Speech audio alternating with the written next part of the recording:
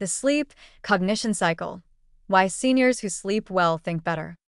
If you've ever snapped awake at 3:17 a.m. wondering if you left the oven on in 1998, you already know that sleep after 60 can be complicated.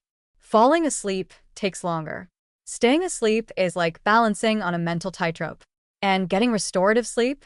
That can feel about as rare as finding a VHS player that still works.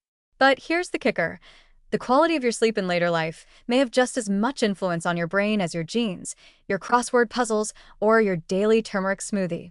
Welcome to the sleep cognition cycle, a round-the-clock relationship between what happens when your eyes are closed and how sharp your mind is when they're open. Let's start with the basics. While you're snoring adorably, your brain is anything but lazy. During deep sleep, also known as slow-wave sleep, your brain enters maintenance mode, filing memories, consolidating learning, and quite literally cleaning house. This is when the glymphatic system kicks in, flushing out cellular waste, including beta-amyloid proteins that have been linked to Alzheimer's.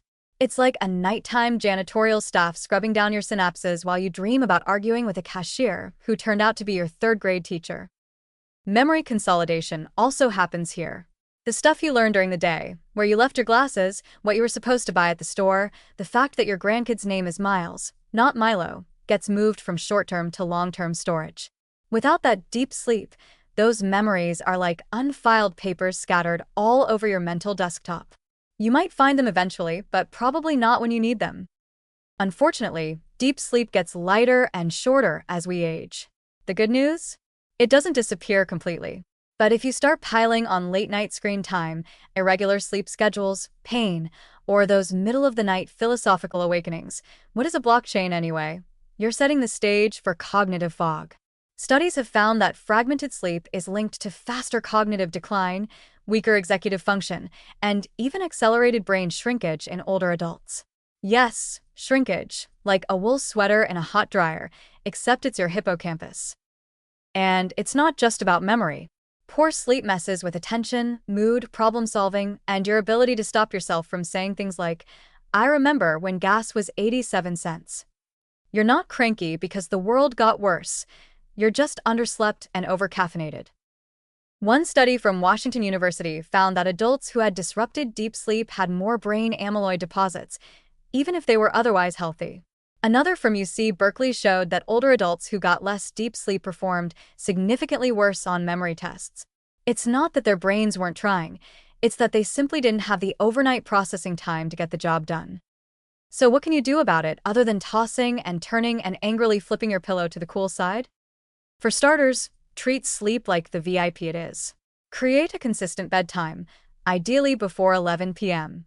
Dim the lights, put your devices away, and maybe do something old-fashioned like read an actual book. Keep the room cool. Your brain prefers about 65 degrees Fahrenheit for optimal sleep. And if your partner snores like a chainsaw in a wind tunnel, don't be afraid to invest in earplugs or diplomacy. And yes, the things you do during the day matter too. Get morning sunlight. Move your body. Limit naps to 20 minutes, not 2-hour, just resting my eyes marathons. Avoid caffeine after noon and save wine for early dinners, not nightcaps. You're setting your brain's internal clock, and it likes rhythm, not chaos.